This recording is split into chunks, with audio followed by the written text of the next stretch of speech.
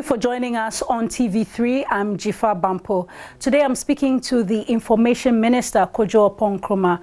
The government machinery has just launched a new anti-terrorism campaign called the See Something, Say Something campaign. It's being driven by the Ministry for National Security as well as the Ministry of Information. Let's now speak with the Information Minister. Thank you very much, Mr. Oponkroma, and thank you for your time. Thanks. So this campaign has been launched today. What duration of time are we looking at for this campaign? Initially, we are hoping to ramp up a lot of awareness in the first 3 months.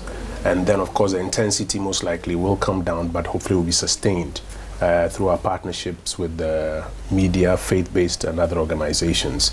And then as we move along in the years to come, we hope to keep the message occasionally bursting into the public conversation so that awareness is sustained. Now, is the campaign going to target specific communities? Because we see an asymmetrical movement of the violent extremists or terrorists coming from up north, down south. We've seen attacks in Cote d'Ivoire, in Burkina Faso, and in Togo. We seem to be ring-fenced. What's the plan?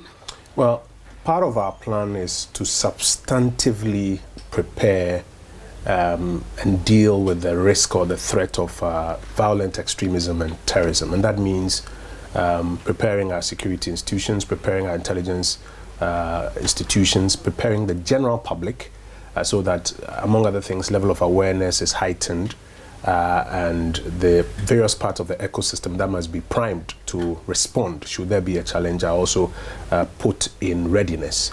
Part of it also is to generally move into the new dimensions of security. Modern security requires that you engage a lot more and not keep things under wraps as though they were top secret matters. And in that light, you are seeing us frontally engage the country, open up, explain the nature of the risk and the threat, and recruit the public through this national mobilization exercise. Because if anything is to be learned from some of the crises that the world has gone through, when you have a crisis, you need to mobilize all of the republic to be able to get a robust response, and that's where we are currently. So this to mobilize a collective response of all Ghanaians, but we do know that there are some flashpoints in our country, particularly in the Upper East region. We still have the Boku chieftaincy crisis. We recently saw attacks in the Binduri constituency area.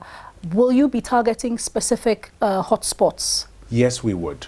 There's a general national conversation and campaign, but there's also the need to do direct engagements with what we call vulnerable areas. The intelligence and the theory tells us that often persons who want to use violent extremism as a tool to advance their cause, they look for what we call already existent fault lines. So where there may be ethno-religious conflicts, where there may be economic challenges that is causing people to rise up sometimes in arms or in agitation, where there may be political conflict. So it is not just about places or flashpoints in geographic areas. It is also about where you may find other fault lines. Sometimes it's a basic chieftaincy matter, and that could be anywhere in the south, in the middle belt, or in the north. And indeed, the data shows us that there are a lot of chieftaincy hotspots across our country. The data also tells us that these persons are interested in mineral-rich areas where law enforcement is weak, so that they can get access to minerals and be able to improve their own finances and further advance their cause.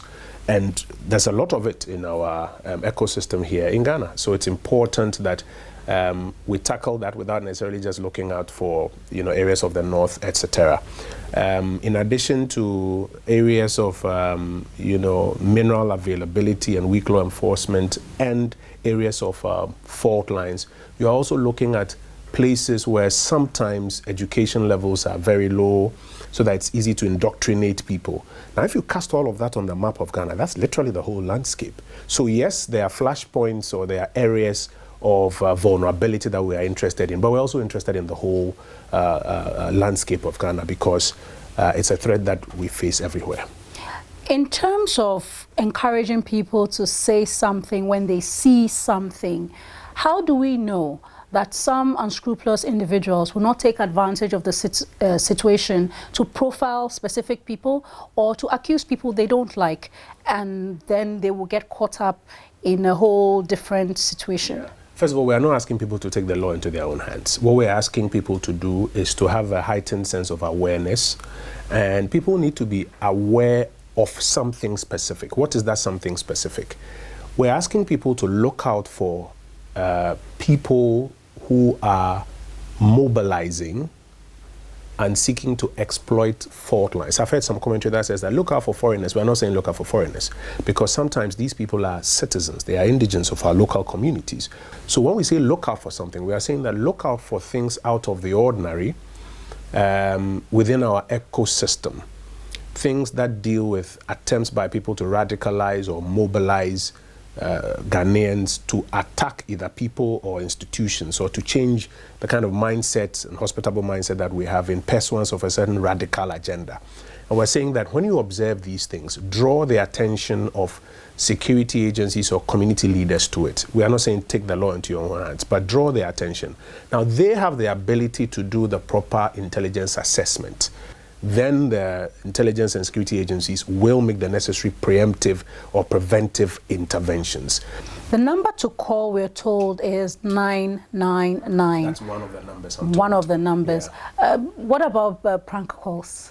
Well, certainly that would worry, because I know that the fire service and the Ghana Police Service complain about receiving a lot of prank calls. Our National Information Contact Center also receives a lot of prank calls. Prank calls are part of the global may I say, downside of creating emergency hotlines. It happens everywhere else in the world. But I guess there's infrastructure in place to ensure that when a particular number does a number of prank calls, that number can be disabled from actually getting through the next time. We are also very serious about people who may want to use this as a period to perpetuate misinformation or disinformation, because... How is that a danger? Now, this particular subject of terrorism is such that it's not like any other bit of false news or misinformation or disinformation. This will be false news that will cause fear and panic. And so we are quite clear that any persons who also take advantage of this window to seek to just throw things out there to cause undue fear and panic within the Ghanaian population must be dealt with in accordance with the laws that exist. That is not about press freedom or about freedom of expression, because if you do it particularly with that objective, and that objective can be subjected to the test to be determined, some sanctions must follow so that we can protect the space for free expression, the space for truth, the space for people who want to provide genuine information. If I'm on a platform and I receive the information, the person also received it from elsewhere. Oh, then you are not susceptible. I mean, you are not culpable. Yes, but what I mean is, the truth is, it's a lot of these disinformation or false... Pops up on platforms. They pop up on WhatsApp platforms, social media platforms. That is why, as part of the education generally on digital communications and misinformation, we have been saying that don't just be in the business of forwarding things that you have received, because you will be held culpable. You are responsible for that broadcast that has taken place if you go ahead just forwarding things that you haven't verified. If you have no way of verifying and validating and knowing that it is true, do not be in the business of just sharing it out there, because if it is found to be material that has been broadcast to cause fear and panic, you, the one who put it out there, will be held culpable for it. There's a question about our security preparedness. Our military is considered one of the best in the world. The territorial integrity of Ghana has not been breached significantly for a long time.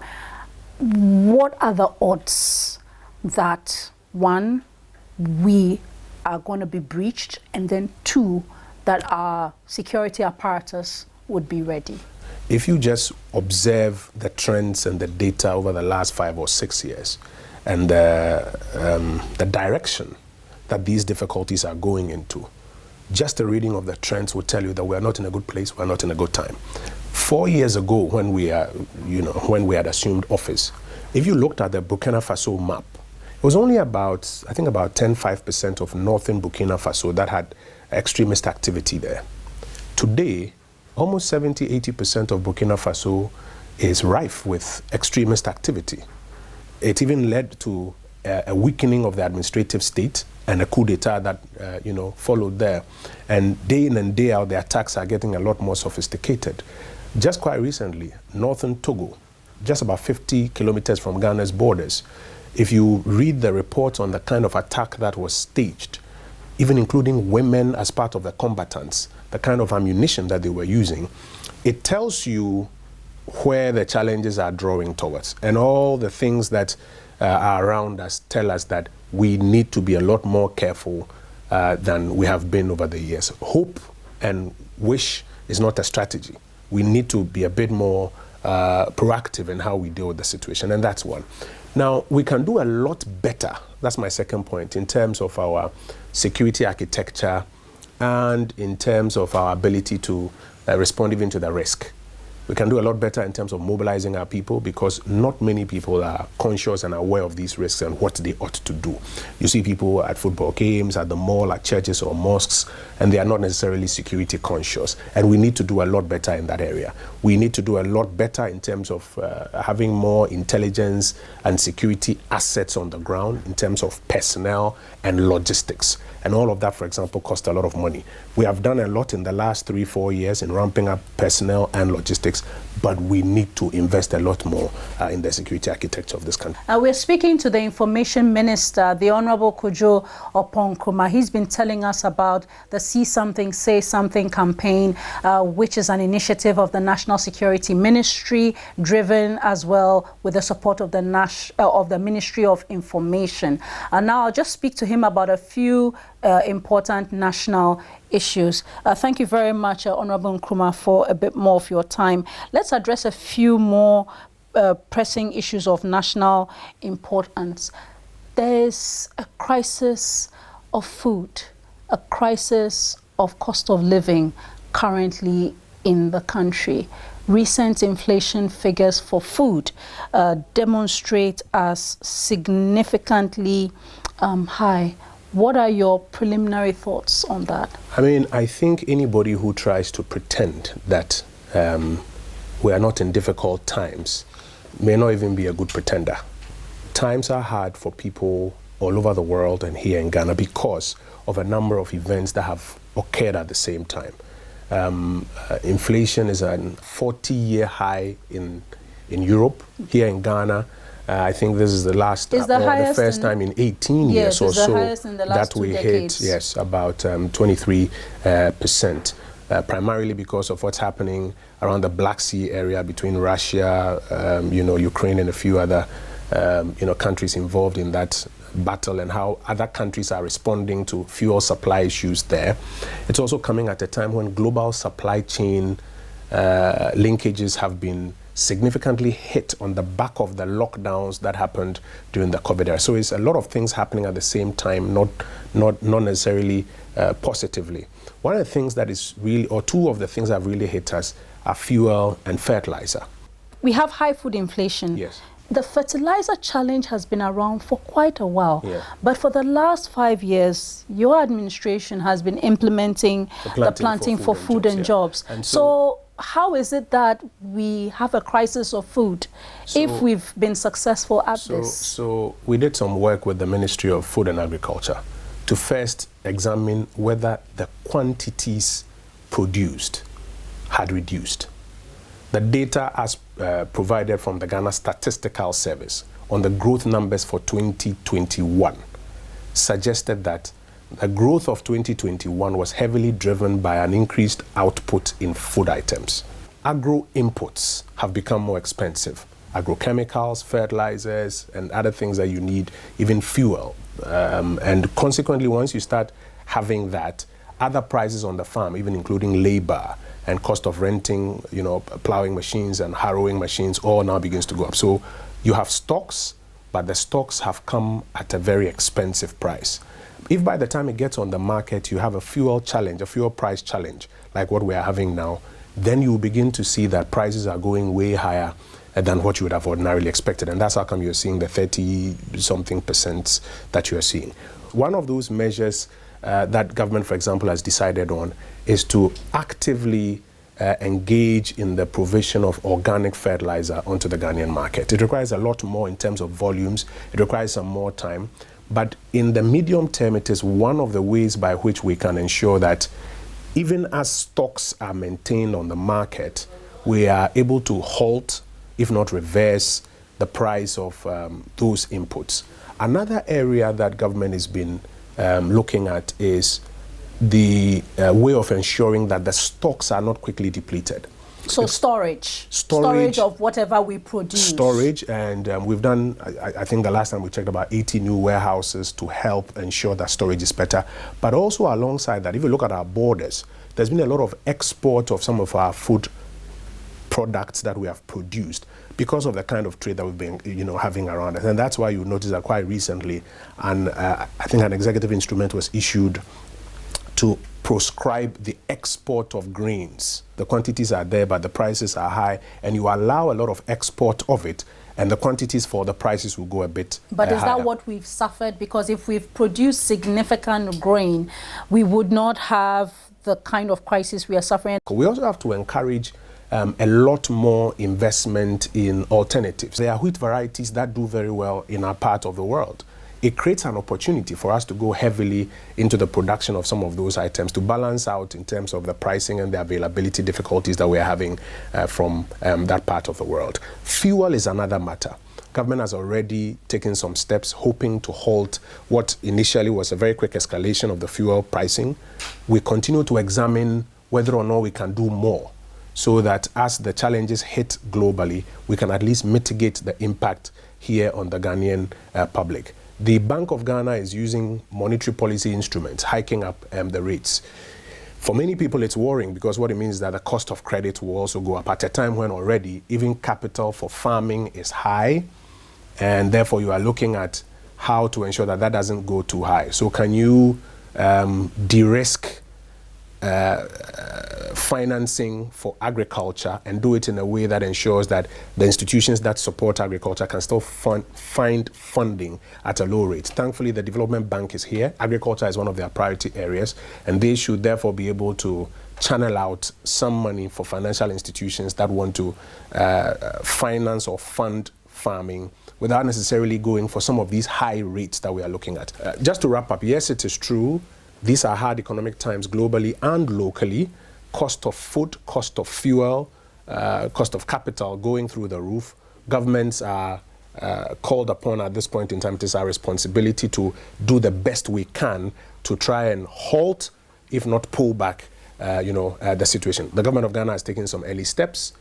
We are of the view that it has helped to mitigate, but we continue to examine if we can do more to alleviate the kind of difficulties that people are going through. And in so doing, it was in, I think, April or May that the Minister for Finance announced emergency measures agreed at the special retreat in a bid to burden share. Yes. Any updates on the deductions that were agreed from the salaries of, ministers? Yes, those deductions have started. But in addition to those deductions, the budgets of ministries, departments, and agencies have also been slashed. In fact, just this week, myself and my technical team were going through what the reduction of our budgets by 30, in some cases 35%, if you look at capex, etc., what it means for our programs and activities this year, and how we have to cut back on all of those ones. It may be early days yet to begin to see the fiscal, impact of that. I'm sure the controller will be able to provide some more details maybe by Q3, get into Q4, but it has started. But you see, the kind of broader economic challenge that we have will not only be resolved by some fiscal cutbacks. Oh, certainly not. Yeah. But I think one of the concerns people had was they want to see what is the quantum amount, and so they wanted that to be put in a separate account, and then they can be sure that it is targeted at this initiative. Then people can draw that triangular correlation and be sure that the funds have been used. I understand that, and I'm sure that the controller will be able to provide some data maybe by Q3, Q4 moving forward. I was only making the point that the broader economic challenge that we have requires, yes, fiscal measures, yes, monetary measures, but also requires us to do a lot of what I'll say development economic measures that enable us to tap into some of the global opportunities at very low cost to us, and find also other ways of developing alternatives to the things that are also costing us so much. And I'm hopeful that all of us, as we continue to engage and examine the impact of what is being done, will do some more to get the results we are looking for. The cost of food crisis has also hit school feeding caterers in the country, and they've been on strike for 2 weeks. We've not heard anything concrete from the Ministry of Gender, under which ministry this issue sits. Is this something that you can give us a view about how it's being dealt with? I do know that Madam Cecilia Dapa, who's a caretaker minister, has been correlating a lot with the finance minister to ensure that whatever arrears exist in that area can be quickly settled, so that the burden that is on many of our women caterers across the country. I was in my constituency just last weekend. I met a number of, caterers who were lamenting that we have cooked for about 2 terms, payments have not come in, schools have reopened, we have to start cooking, we are in debt, and we have to settle our debts and move on. And I was at pains trying to explain to them the kind of fiscal difficulties we have been through, and how it is being gradually resolved. I know that the Minister and the Minister of Finance are working to ensure that arrears are cleared, those arrears are cleared quickly, and then we can move on. But if that goes back to one of the conversations we've always been hiding from as a country. Our domestic resource mobilization quantums have been low. We need, there's so much demand. Today we are spending, I think, like 1 cedi per child per day. Is 93 pesos to be specific. It's not even up to a cedi. The school feeding caterers are demanding something up to 2 cedis. In fact, the 30 pesos. The president has been asking, why can we not increase the amount, so that in terms of the nutrition and in terms of the coverage of schools, because not every school that is covered, even currently with this one. But if you look at the budget that even this about 1 cedi comes to, and you look at how much money we're able to mobilize, if you expand it some more now or increase the amounts now, you'll be creating more difficulties than exist already. So we've got to start off by boosting the inflows, so that what all of us want, which is expanding the coverage or even increasing the amount or possibly doing both, can be done. And that's why I said it goes back to part of our conversation that we've been having in this country, that we need to really step up our domestic resource mobilization efforts so that we can have more resources to do more for our people. So Parliament is back. It raises the question also of the future of the gender ministry and who leads it. Currently, the Honorable Dapa continues to double up in that position, but the Sanitation and Water Ministry is a whole different kettle of fish on its own. Is government going to review whether the Honorable Sarah Adjo-Asafo continues in that position as gender minister? I'm not able to preempt the president's actions. I can speak to the fact of what has happened in Parliament, where I think a referral has been made to the Committee on Privileges, and that committee is expected to sit. My understanding is that the committee is affording all the persons, including a Member of Parliament for Dome Kwabenya, an opportunity to put up their own answer in their own defense, and then, like the standing orders and the Constitution say, that the committee will make a decision for Parliament on whether they find those explanations as tenable or not. But that's separate from Honorable Sarah Adjo-Asafo not being or acting as minister since last year. That is true. The appointee is the president, and I know you've indicated that that's really up to him. But isn't this a matter of concern? The gender ministry is a significantly strategic one. It is a matter of concern on multiple fronts. Yes, you are right. The gender ministry is a strategic one of significance and must be attended to, and that's why the president has asked the Minister for Sanitation to double up on that, so that work does not unduly suffer at that ministry. But you also have to balance that concern with the honourable ministers or the substantive ministers' other concerns, which initially led to her going on leave and then the extension of her leave. It's a balancing act that you have to... So should we say categorically now that she's still on leave? Well, as far as I know, you recall the last statement that came from the Office of the President was that the leave had been extended and then the caretaker minister had been put in. I'm just saying that you have to balance the kind of empathy and care that you show to a colleague who is having some difficulties. I cannot preempt the president's next actions on that one, But I do know that it is a matter of concern to him.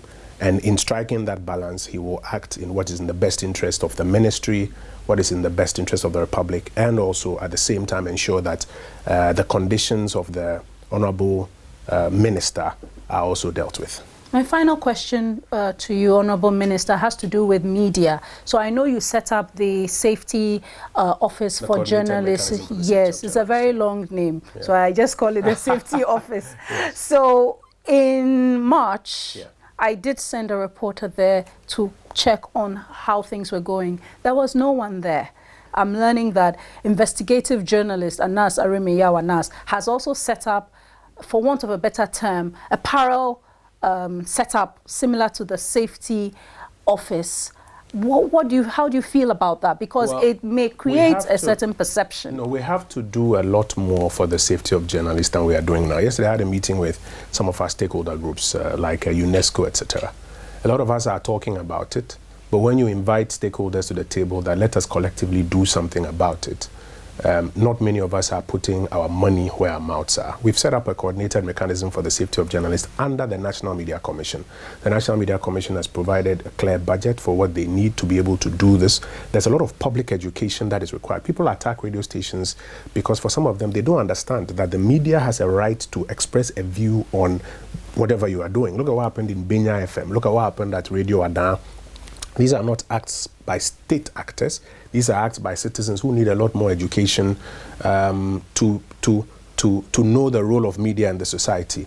Apart from education, you need some more robust law enforcement that when people are arrested, like what's happened in Elmina at Radio Benya, I understand that they've been granted bail. It does not become what we call in Ghana a foolish case as time goes along, and that people are really punished for acts of this nature. Now, all of these things under the ambit of the Coordinated Mechanisms Office requires some support to be able to execute. Government has only been able to provide some minimal support. Many of the other stakeholders, very, very minimal support. But we have to do a lot more so that we can give a more robust response in dealing with the matter of security, associated with journalists. So Anas's setup does not undermine what you've done? I don't think so. I think that, the more the merrier. If there are multiple organs, organizations that are willing to collaborate and to help, so that we even keep an eye on what everybody is publishing. I'll give you an example. In terms of data, sometimes you have CSOs publishing some data, which data may not necessarily correspond with the official record, but that data is what may be picked up by RSF and counted against the Republic. If you have 3 or 4 bodies that are all keeping an eye on this subject, you can even begin to cross-reference the data and have some more clarity. So I, commend that exercise. I think it's complementary and is a kind of collaboration and support that we need so that we can do more and deal with this issue. Right. Thank you very much, Honourable Minister, for speaking to us at TV3. You've been watching the Honourable Kojo Nkrumah, our Minister for Information there, addressing various issues of national importance. I'm Jifa Bampo. Thank you for watching.